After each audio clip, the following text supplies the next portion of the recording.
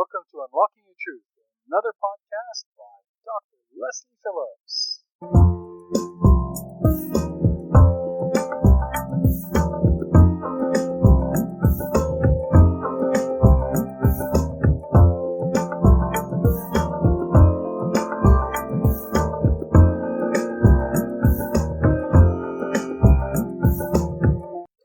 Hello listeners, and welcome to Unlocking Your Truth with Dr. Leslie. And Corey. And with Corey. And we are broadcasting live this evening from the studio. And the studio is located in the unceded territory of the Stolo Nation. And we're broadcasting all across the Fraser Valley on 101.7 FM. Yay. And we're here every Tuesday evening from 7 to 8 Pacific time. So you can tune in on civl.ca. You can live stream from there, and you can also live stream from our Awaken Your Psychic Abilities Facebook group. And so every week we talk about different subjects in the area of metaphysics and spirituality, because Unlocking Your Truth is a talk show, and that is what we like to talk about. And so each week we have a different topic, and sometimes we have an invited guest on the show, but always with the objective of educating you and inspiring you. Hasn't worked with me yet. Well, we keep trying.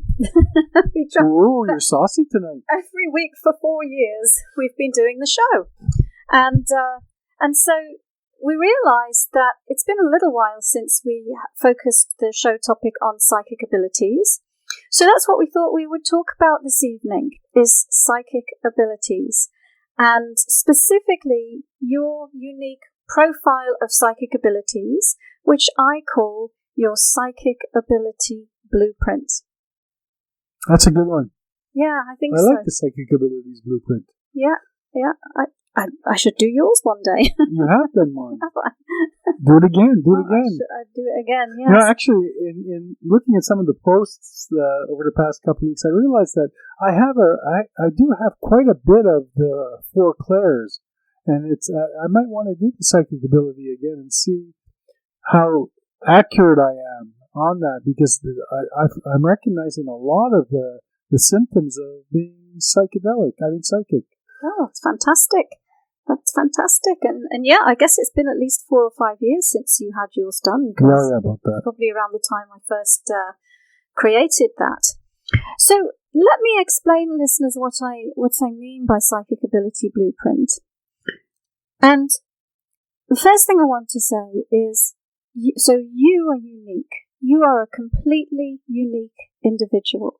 There is nobody else on this earth like you. And you also have a unique life purpose. So you came here for a reason. You're unique, you're special, you're a unique aspect of divine consciousness with a unique contribution to bring to our planet, a unique life path, unique life challenges, and so on and so forth. Now, true. Yeah. Now, you, on the level of your soul, on the level of your higher consciousness, you're multidimensional and you are infinite. And that means that you have an enormous amount of wisdom, information, and abilities beyond your comprehension from the human perspective, actually. And so much so that you can't possibly fit the infiniteness of your multidimensional being into the finiteness of a single human incarnation. And so what happens is, when you come forward for an incarnation and there's been some degree of planning or idea around what this lifetime's going to represent, what I'm going to focus on this lifetime, what challenges I might bring forward for myself to experience this lifetime. Because some of that is known, not in a fateful, exquisitely moment-by-moment planned-out way, but there's a roadmap for that, then the soul is able to say, well, this unique configuration of the chakra system and of the psychic abilities or different gifts is relevant to this incarnation. And so what I call the psychic ability blueprint is the unique configuration of psychic abilities that you have brought forward this incarnation to serve you in your life purpose. And it's unique to you. And so it doesn't make sense for you to compare yours to anyone else's, because it doesn't make sense in comparison to anyone else's, because they have a different life purpose. Isn't that nice, though? It is. Yeah, it's very validating. And so you can think about your psychic ability blueprint as your kind of like your toolkit, your incarnational toolkit. And I have a kind of like a little metaphor that I like to use just to help explain it. So you imagine, let's call him David in heaven, right? And he's got the capability to be a carpenter. He's got the capability to be a doctor. He's got the capability to be a gardener or a musician. And he has, within his toolkit, he has all the tools of a musician, different musical instruments, and so on. And he has all the things relevant to being a gardener, like a hoe and a spade and a rake, and all the things relevant to being a doctor. But if in this particular lifetime he is choosing to be a carpenter, then he's going to bring his carpenter tools. The other tools are not necessarily going to be relevant or useful to him. And so it has to make sense for the particular lifetime. And so that's why it can be really, really cool to have your psychic ability blueprint done, which is basically, it's a reading of your chakra system, but specifically the different psychic abilities that are channeled through the chakras, because then we can start to see this unique configuration and start to build a picture and a story around it in terms of what this life is about, what you came here to do, what you came here to learn, and how has it been going so far. And so everybody, when they're born, comes in with this unique profile of psychic abilities, and, you know, fresh into the world, at that point in time, the body has experienced the chakra system set up in that way. But then life happens, and challenges occur, and growth cycles happen. So what do I mean by that? I mean that different things happen that cause you pain, make you feel invalidated, and or challenge your belief system, because there are other people influencing you. There's a culture influencing you. There's situations that occur and how they are handled and how they are processed at the time. And so what can happen to people is that gradually over time, the configuration of their blueprint shifts and often is turned down because of the invalidation and the life challenges. So I hope this is all making sense to everybody. Absolutely like mud. Yeah. So let's talk a little bit about the different psychic abilities. And there are many words that are bandied about amongst the people who are interested in this kind of stuff. And you can look at, you can Google it, how many psychic abilities are there, and you might get hundreds of different answers. And you might get different answers even from places like the Heart Math Institute that have studied it and classified it. And they've classified it scientifically into 4 different ways of being psychic. To me, there are many more different ways of being psychic, because they're understanding it from what they're perceiving or observing somebody to be doing. Whereas I'm seeing it as abilities that are channeled through the chakra system. And you have 7 chakras, And each of those chakras channels different psychic abilities. And some of them channel multiple psychic abilities, and some of them work together to channel specific psychic abilities. And so there are 22 different types of intuition or ways of being psychic. Yeah, it's interesting. There's a lot of them. I was reading through them the other day. Wow. Yeah. Wow. Yes, wow. And so your life journey is basically it's a journey through your chakra system. And I think about the chakras as windows of perception. And depending on which window you're looking through, you get a different experience of life and a different perspective on life. And there's a different communication system in operation through that window. And that different communication system in operation through that window are the different psychic abilities. So, for example, if we go through the chakra system, we can talk about the different psychic abilities. And we can work our way up from the first chakra all the way up to the crown chakra and talk about them very briefly. And if you're listening, as I explain them, just think about how you identify or recognize with the things that I'm talking about.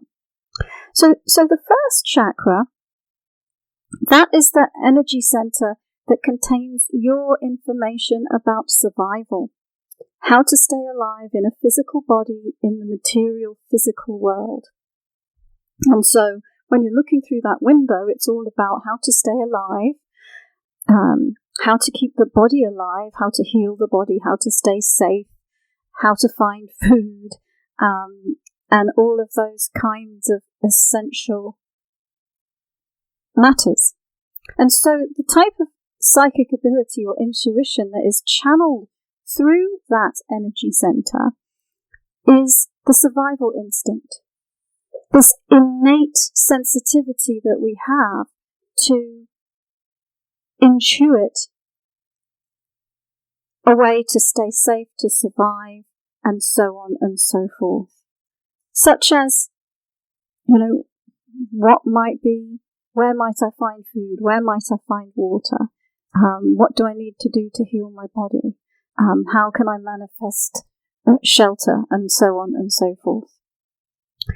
And so the first chakra, actually, it's the primary psychic ability we'll talk about is survival instinct, and kind of an innate tuning in on a cellular level to the sort of energy situation. But it also works together with other chakras to be involved in healing and manifestation, for example. So that's the first chakra. And most people don't even think about the first chakra relating to psychic abilities at all. But the survival instinct is a real higher ability. It's a real innate aspect, and it is a real communication with the quantum level of reality. So it's not just a physical thing. I'm sure scientists that study it might think of it as a chemical thing or a learned behavior. And then if we move up the chakra system to the second chakra, and this is the energy center that relates to the emotions, and it also relates to sexuality and a psychic ability called clairsentience, which is clear feeling. And that's the one we often call being an empath or being empathic, because that psychic ability, clairsentience, is all about tuning in on an emotional level. And you are spirit and you have a body that you've created to experience your incarnation through. That body talks to you in different ways, and one of the ways it talks to you is through its emotions. I'm happy now. I'm enjoying the reality that you've placed me in. I'm miserable now. I'm afraid now. I'm sad now because I'm not enjoying the reality that you've placed me in.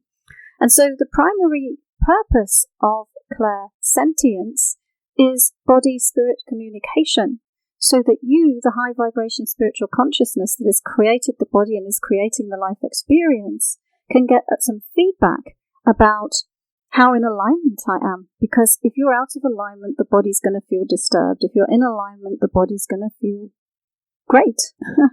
And so clairsentience, looking through that second chakra window of perception, is about tuning into that feedback loop, that feedback mechanism from the body. Its primary purpose is for you to communicate with your own body. Most of us, from a very young age, actually have that ability focused on other people, because other people can be quite scary. Is mummy mad? Is daddy going to shout at me? Do I have to run and hide in my room to avoid the wrath of whoever it is? And so we have that little antenna pointed out at other people and kind of ignoring ourselves. So that's clairsentience. Yeah, I just got a quick note from Bridie. She says, I love as you speak and how I focus on my chakras more and more. I bring them into my conscious thought. I feel them start to flow and open more. Thanks. That's great. Yes, you want the energy to be flowing through your chakras. You do. And an analogy I like to think of is almost like, the jet engine of an aircraft. And as the aircraft moves forward, then the air is flowing through that spinning engine. And I feel that I liken the chakras to those jet engines, in that you're moving forward through your life and your life experience is flowing through the chakra and being processed through the chakra. And you're accessing information to help you process the life experiences through the chakra. And so if the energy is flowing and in motion, again, there is health and there is alignment. But if it's blocked, then no. And of course, it's more difficult for you to access your psychic abilities through any and all of the chakras if the energy isn't flowing freely and smoothly through them. So thank you for sharing that, Bridie. And yeah, were you going to say something there? No, not much.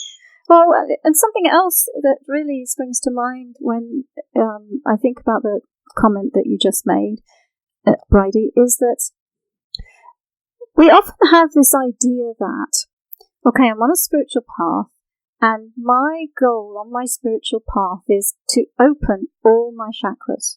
I have to open all my chakras, and I have to open them all really wide. And if I open them all really wide all the time, then I've achieved something great. From my perspective, that's not exactly correct. That being a master is more about really knowing yourself deeply through each and every one of those windows of perception, through each and every one of those chakras, and understanding what happens when you orient your chakra system in different ways. What happens if I open my crown chakra really wide or not? What happens if I open my heart chakra really wide or not? What happens if I configure different chakras in different ways? And what happens is it will alter your state of consciousness and your state of awareness. And some ways of arranging your chakras might suit being present in the physical world, doing physical things. And some orientations of your chakra system might suit you to be in a trance state and experiencing spiritual things. So it's more about mastery of the chakra system, actually. Adam had an interesting comment as well on Facebook, and he was saying that if I told you what has happened today, this is just a continuation of quite an amazing turn of events. But a little earlier, he says, this is the perfect subject for the perfect time. Thank you for speaking on this. Oh, you're welcome. And, it's time for us to go to a commercial break, but I will continue taking us on a journey through the chakra system and through the different psychic abilities, the different aspects of your psychic ability blueprint when we return from these messages. So bear with us, we'll be back shortly. Welcome back, listeners. You're tuning into Unlocking Your Truth with Dr. Leslie and Corey. And we're broadcasting live this evening on 101.7 FM across the Fraser Valley. And Unlocking Your Truth is a talk show, and we focus on metaphysics and spirituality. And it just reminds me, I haven't read out the studio line phone number yet this evening, so I should do that. Read out slowly. Yes, very slowly. Get your pen and pencils. Yes, you can read it if you want. So the number is 604 504 7441 extension 4142, and once again that's 604 504 7441 extension 4142. And you can also join the Awaken Your Psychic Abilities Facebook group and join in the chat and post your questions there. Well, tonight we're talking about psychic abilities. We're specifically talking about your psychic ability blueprint. And what your psychic ability blueprint is, your unique profile of psychic abilities that are meant to support you this lifetime. In your life challenges and in your life purpose. Brett Bridie says, great contemplation point. Perfect, thanks. I agree. I think it's a great show. Wonderful contemplation. That's why I'm trying to be quiet. Good. Well, thank you. Yes, you're contemplating it. Yes. All right.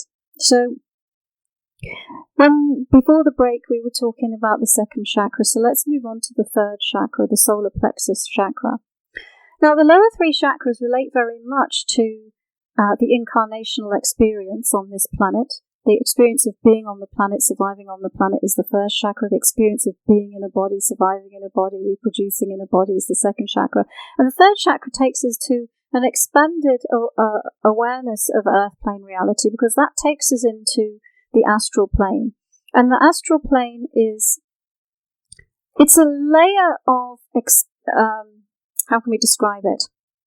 It's closely associated with the physical world, but it's non-physical. But it is a realm of where we have our out-of-body experience. So you're in an incarnation, in a physical body on planet Earth, and when you go to sleep at night and you dream, you're actually traveling outside the body, and it is in this thing that we refer to as the astral plane. So your third chakra relates to out-of-body experience and out-of-body memory, and it also relates to energy distribution, so how the vital energies are distributed throughout the body, but also what you are focusing your energy on, what you're using it for. If you're using it to focus on what you came here to do, or if you are diluting it by bleeding off because you're using your energy for other people's purposes, for example. So energy distribution is one, and then the out-of-body experience. And so things like lucid dreaming, near-death experiences, all of those kinds of things relate to out-of-body experience. And why do we have out-of-body experience versus out-of-body memory? Well, remember at the beginning of the show, I was talking about how you are eternal, infinite, multidimensional consciousness, and that your body is finite. And so you can't fit the vastness of your whole entire experience into one body, into one incarnation. Mm-hmm. And so often, so the astral plane's outside of time and space. There's no time, there's no space. So there's a greater bandwidth for experience, but you can't bring all of that experience into the body. And it doesn't make sense to bring it into the body either. Yeah, why would you come here if it wasn't an experience? Yeah. So what we do is we sort of pick and choose what we bring into the body. And that's why we've got the astral memory. That helps store the information from the astral encounters. Because oftentimes we will use the astral plane to work on a healing project. You might be working on a healing project in your waking reality, and at the same time you're working on it in a psychological dimensions on the astral plane. Or you might even do a healing project completely on the astral plane and just bring the results into the physical body. Or you might play around with different potential future time scenarios in terms of what you want to manifest in your life, and just bring in the one that you actually plan on living out and living through. So that's the window of perception that is the third chakra. It gives you a window of perception into that expanded experience of being out of the body. And also it relates to your energy distribution. All right, so we're moving up our journey in the chakras. And folks, feel free to ask questions anytime through this. We do? Well, shall we pause and answer some? You gotta take a breath. I'll pause and before I go on to the fourth chakra, and you can ask some questions. Okay, How about that? There's a few things. Let me go back over here. Adam, we talked about Adam, and Lori has a question. Sure. Let me find Lori's question here, because there's a lot of comments here. And Lori says, I'm looking to get clarity around my living situation and asking for what I want, and I'm concerned I may make an incorrect decision and end up worse. Feel stuck. What to do? Okay. Good question, Lori. Okay, well, let's take a look at... Let's see if we can fit the answer into what we're... the vibe that we're on about chakras and intuition. So let's look at that. If you're having trouble making a decision, so what aspect is blocked? Because your psychic abilities give you clarity. Your psychic abilities give you feedback and clarity and help you tune in to your highest and greatest good. And so if you're confused, then something's going on to block that. So let's take a look.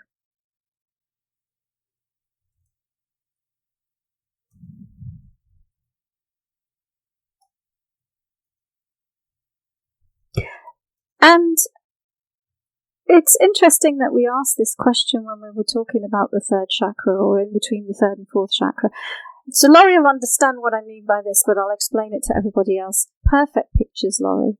It just looks like you're stuck on perfect pictures, and what perfect pictures are is their expectations that there is a right and perfect decision to be made, when actually what there is just a choice.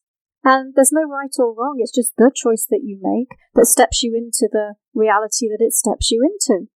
And so yeah, you're worrying that there's an incorrect decision when really there isn't an incorrect decision. There's just the decision that you make. And so I'm seeing that, and it looks like it is entangled at the level of the third chakra, because it's like where to put my energy, which direction to head in, and it looks like it's just getting all knotted up in there. And let's see, and it looks like the issue is kind of like you don't trust yourself to make a decision, but the part of you that's not trusting you kind of isn't the real you.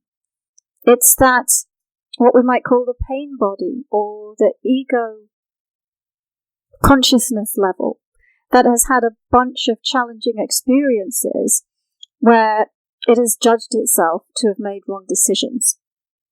And so I'm just seeing that you're caught up in that energy that you've stored in your system, that says, I can't be trusted to make a decision, I always make the wrong decision, always make the wrong choice, I always end up in situations that are, A, B, C, D, E, and therefore, and I'm seeing that that's what's keeping you stuck, is because you're not trusting yourself, and the voice that you're listening to isn't your intuition, it's that ego consciousness level. So I hope that helps you. All right. Continue on with it. Jess says, love it, by the way. So, thank you, Jess. On with the chakras, woman. All right, let's talk about the fourth chakra now. Okay, so we're saying, like, so the lower chakras are very much relating to the physical earth plane reality experience. And then the heart chakra is kind of midway between the lower and upper chakras, and very much a balancing point between the higher and the lower. And the aspects of intuition that are being channeled through the heart chakra are called affinity and oneness. And what do I mean by affinity and oneness? Well, you often hear in spiritual circles that people talk about oneness and we are one, and I am you and you are me.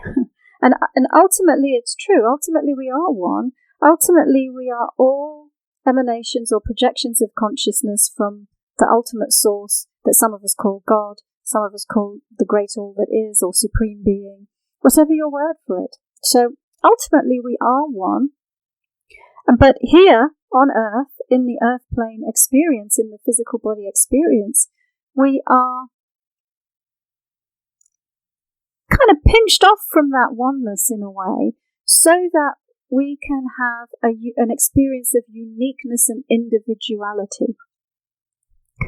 And so oneness is this idea of the interconnectedness of all things and all beings. But not in the sense of we are all merged in this one great energy, because it allows you to see where you fit within the oneness as well. So it's like, yes, I'm part of the oneness and I belong within the oneness, and this is my identity within the oneness in terms of who I am in my human experience. And then, because people often get confused between oneness and merging, and so there's a tendency for people to merge energy. It's not the same as oneness. When you merge energy, there can be a lot of confusion, because if you're merged with other people's energies, you no longer know yourself. You know yourself with the overlay of all these other energies, so that can be confusing. So oneness is the interconnectedness of all things, but recognizing the individual and uniqueness that you are. And then affinity is, if you know that experience in your heart where you feel passion, or you feel drawn to something, or you feel there's this magnetic quality that is drawing you towards something, or drawing something or someone towards you, that's your affinity. And that's what it feels like in the human condition. It exists in all around us on our planet, from chemical reactions to physics to biology and so on. But it's like you get two hydrogen molecules and an oxygen molecule, and it's that affinity that draws them together to make water, for example.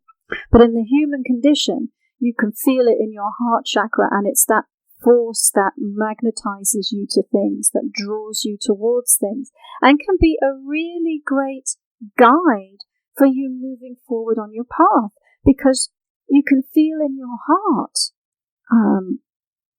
what direction to go. So when I was answering Laurie's question earlier, I almost was going to take it into the heart chakra and say, so Laurie, just lift it into the heart chakra and feel in your heart chakra which of the decisions that you're making is the one that resonates, because you'll be able to feel into it through the heart center. It's amazing. And I'm going to have to ask a question here myself. Sure. Because no matter who you talk to about chakras in any way, shape, or form, the word colors always comes up. And I know about it, but maybe you could just tell people on the show what you think about chakra colors and the misconceptions that a lot of people have about them. When I'm looking at somebody's chakra system, from my personal experience, any chakra can be any color of the rainbow. And that color frequency that I'm seeing with my clairvoyance is translated into the unique experience they're having at that moment. And so somebody could be running a red vibration through at the level of their first chakra, which is the classic traditional color that's associated with it. And maybe in a circumstance that they, let's say they're running a marathon and they need a lot of life force energy. And so they're running this bright red life force energy through the chakra in order to run the marathon. But let's say they injure their hamstring in the marathon. The next day, they could be running a healing, cooling blue energy through their first chakra, because now at the level of their first chakra, they're focusing on healing the body. So you can, in my experience, it doesn't necessarily follow that it's supposed to be red, orange, yellow, green, blue, indigo, violet, and that if it isn't those colours, there's something wrong. It's more important that the clarity and quality of the colour, and that it's a high vibration rather than a low vibration of that colour, and that the energy is flowing. And so my feeling is that system is a great way to teach about the chakras, because it has the idea of different frequencies, and it has the idea of going up a scale of frequencies as you go up those colours. But I think it's sometimes is a perfect picture. We were talking about perfect pictures. Yeah, that's what brought it up. Yeah. People have this box. I guess as human beings, we love to put everything in little boxes. Yes. And it's so much nicer there. I know the most important thing is that, you don't have dull, that your chakra colors are dull and faded, that they're bright. But, people look at black chakras and your silver ones, white, all kinds of different colors that they presume black is death. It doesn't necessarily mean it. Can mean a changing and things like that. Here's a question though: can you, by changing someone's physical structure, that you can change the chakra color? But can you do the opposite as well? When you do a chakra healing or tuning, can you actually change the color of the chakra, which will change the issue with the person? Yeah. So you can learn to consciously channel whatever vibrational frequency through whatever chakra that you want to. Actually, yes. So, I might look at my first chakra and see it's a particular color, and then decide I'd like a different experience. And then I can just, with my intentions, channel a different color through it. So yes. So we have Rebecca on Facebook, and she says, I'm new and just trying to tune into my psychic abilities and learn how to meditate. So I'm just going to send her a note with a meditation that she can use for that. But you can tell them about that. Yes, yeah. So on my website, if you go to drlesliephillips.com, when you arrive there, you'll see in the top menu that there's an item that says free.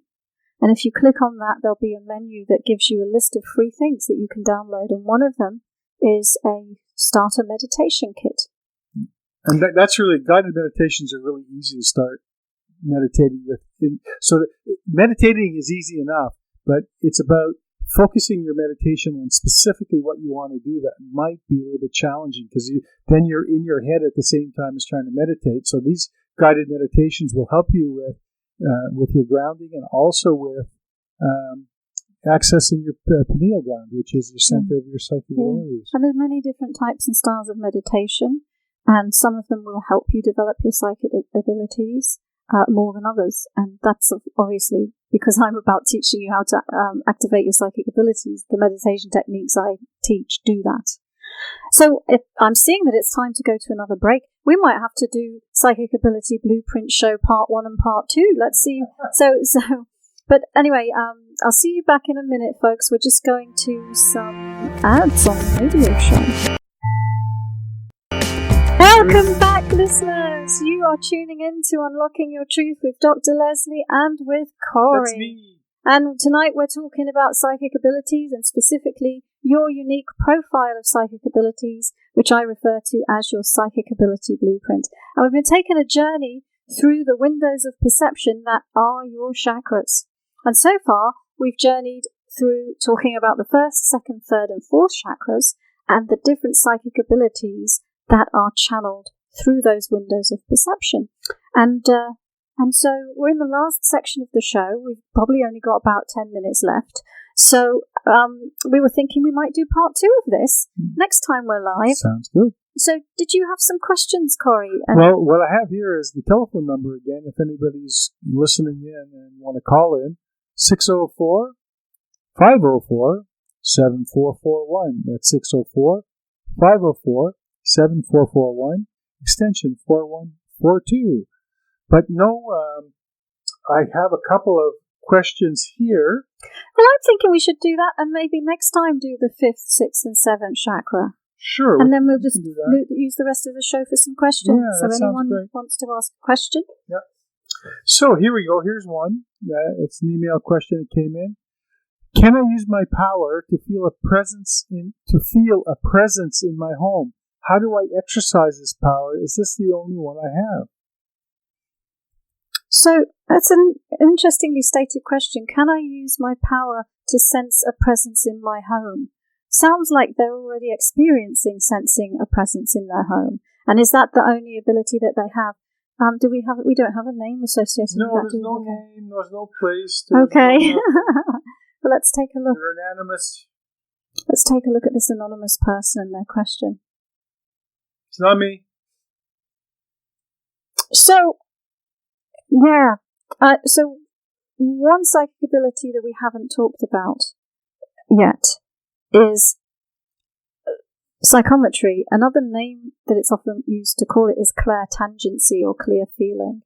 And that's the ability to sense the energy in objects. And one of the things that's coming up for me about this person is that in some ways that's what's happening is that they're sensing the energy in the room. So it's not even necessarily a presence of a being in the room, that it's just like it looks like they're the sort of person, if they went into a historical place, that they would. It's kind of like when the hairs stand up on the back of your neck, and you've got the sense that something dreadful happened here. So that what I'm picking up, that it's more of a sense of psychometry and tuning into the energies that are stored in different places and locations, or in your house. It'd be interesting to know if it's an old house actually. So, and then the second part of the question was, how is it my only gift? Yeah. No, it's not your only gift. It's the one that you are most conscious of right now, because it seems like you're getting a real, almost physical level sensation from it. And so I'm seeing that's why you're kind of recognizing that one. And I think the other part of the question was, how can I use it? Yeah, how do I exercise this power? Yeah. So, of course, that's your choice, however you use your particular gift. But I'm seeing one of the things that you might want to think about is learning how to control it, be in charge of it, so that you, let's see. It looks like being able to develop a way of reading the energies, so you know what it is that you actually know what it is that you're feeling and you're sensing into. And to me, that would almost be about developing other psychic abilities alongside this. For example, your clairvoyance would allow you to have another level of perception over what's going on, so that you'd be able to see, am I feeling this way because there's a being present, or am I feeling this way because I'm tuning into some historical scenarios that happened in this place? So, to me, I would just say more having a focus on your psychic development and learning about your energy and your energy field, and and then you could bring it together in a way that makes sense. All right, that's my answer, Cora. Is that your answer? Mm. Okay. Yes. No problem. Let's look at this one then. Thank you, but my results show that I have 3 psychic abilities, so I need help with learning all of my gifts, please, and thank you. Yeah, we have a psychic ability quiz. It's on the website under that tab, drlesliephillips.com/free. And if you haven't done the quiz, it will tell you about the 4 clairs and which of the 4 clairs are most prevalent in you in present time reality. And it's a really great question, this, because oftentimes people will write to me and say, what is my psychic ability? And the answer for all of us is that you don't just have one, you have many. You have the capacity for all of them, basically.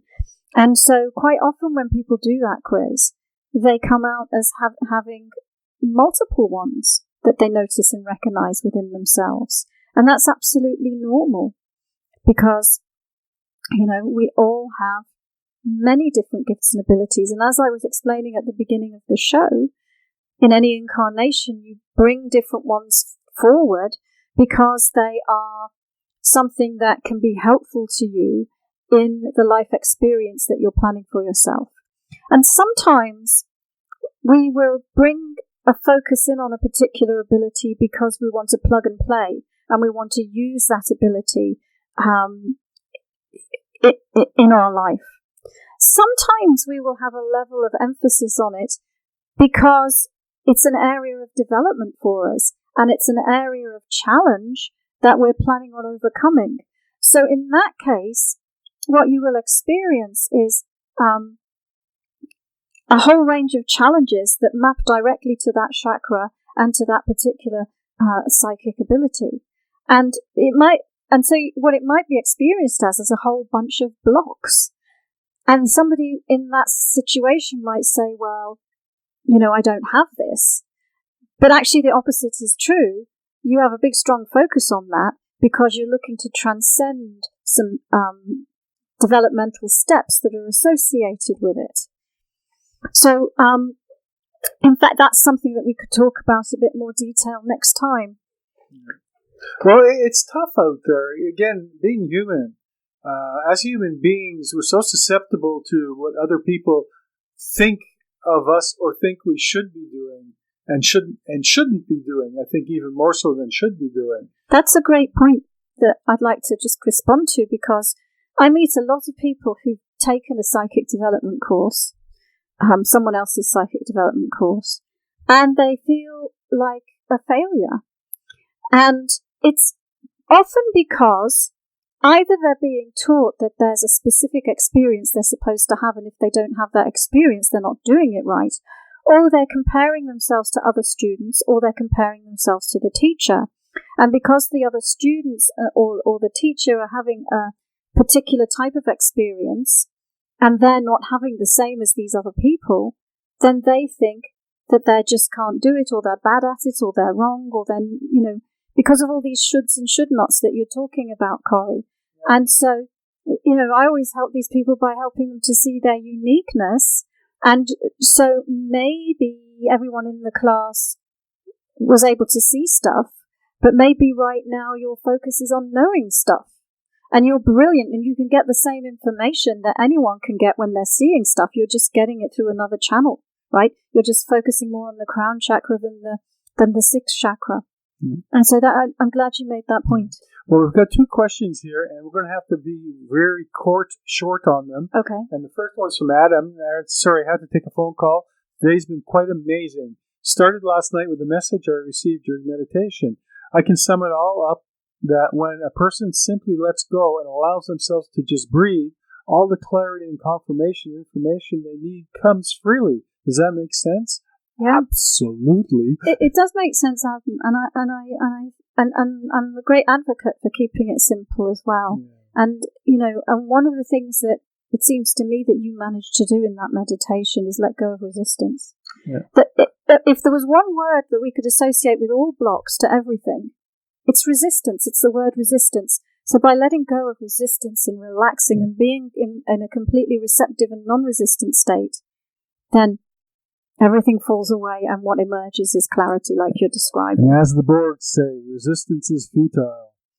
And I have another question from Daniela. Yeah. Danielle. I have a question. You spoke earlier about lucid dreaming, and I've been told that I'm astral projecting. I've also been told that it's dangerous. However, in this case, I cannot stop going back to this place. I feel comfort there, even though I want to stop. Every night I'm back. Great. Yeah, so it's not dangerous. We all do it all the time. We just don't remember we do. Just don't eat cotton candy. Yeah. And so it's possible to have pleasant or unpleasant experiences while you're astral traveling, just like while you're in your human body, living your human physical existence, you can have pleasant or unpleasant experiences. And it's the same thing about you create your reality, right? So if you've got a bunch of beliefs that say reality sucks, you create a reality where the reality sucks. And if you've got a set of beliefs that say, love and light and gratitude and all these wonderful things, then you create a positive experience. So you can take those belief structures into the astral out-of-body experience and have very, very frightening, scary experiences, or very wonderful and pleasant experiences. So I think where that warning of it being dangerous comes from is it's people's fear of what they might encounter. And there's also fear like, what if I can't get back into the body? But it's a natural phenomenon that all of us do every single time we go to sleep, right? So I'd let go of being afraid of it, Danielle. Was there another part to that question that I didn't answer? No. And Danielle, there's a couple of really good posts on the website about that. I think I was just reading one the other day on exactly that. On astral travel, astral projection. Yeah, look up astral projection on the website. There's a really good post as well as a whole hour show on it. But we'll do another one. Yeah. Well, right now, Dr. Leslie, it's 7:58. We've got to go. Thank you so much, folks. Yes, we do. So, listeners, you've been listening to Unlocking Your Truth with Dr. Leslie and Corey on 101.7 FM across the Fraser Valley. And we are here every Tuesday evening at 7 o'clock Pacific time for an hour, talking about metaphysics and spirituality. Tune in next week at 7 o'clock next Tuesday, and join our Facebook group so that you can watch us in the studio as well and post your questions live while we're in the studio. And that Facebook group is the Awaken Your Psychic Abilities Facebook group. Bye for now. Thank you for joining us. You've been listening to another Unlocking Your Truth podcast by Dr. Leslie Phillips. For more information, go to our website at drlesleyphillips.com. That's drlesleyphillips.com, where you can ask questions or send her an email, and there's many free gifts on there for you as well. You can also find the questions that were asked during this show at the website on our free card reading podcast page, where you'll find a full list of them. Come back again.